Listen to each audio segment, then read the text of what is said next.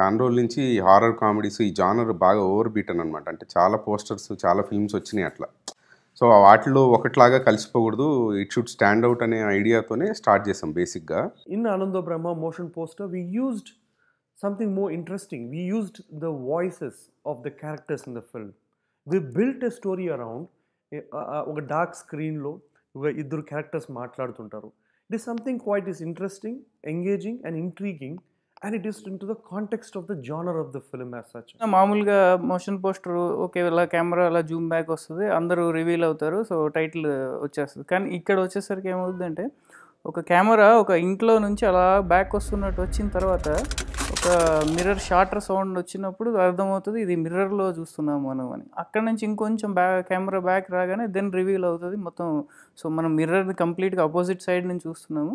So camera కూడా డిఫరెంట్గా move అవుతూ ఉంటుంది, అటు ఇటు మూవ్ అయినప్పుడు ఆ మిర్రర్ ఫీల్ మెయింటైన్ చేశారు అనమాట. బేసిక్గా సినిమాకి కాన్సెప్ట్ యాడ్ ఒకటి ఉండిద్దండి, కమర్షియల్ కట్ ఒకటి ఉంటుంది. కమర్షియల్ కట్ చేయటం పద్ధతి అయితే కాన్సెప్ట్ యాడ్ చేయటం బాగా కొద్దిగా ఇబ్బంది కూడా ఉన్న పరిస్థితి. It's a very tough task trying to edit a trailer for a film like Ananda Brahma. Horror based కాన్సెప్ట్స్లో ఒక టైప్ ఫార్మాట్ అయితే ఆనంద బ్రహ్మ ఒక డిఫరెంట్ కాన్సెప్ట్ అండి.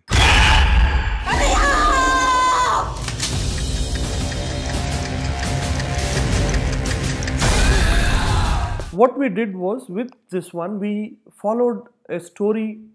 We built a story around. I wrote a script for the theatrical trailer. ఈ కథ చాలా బాగుంది తాత.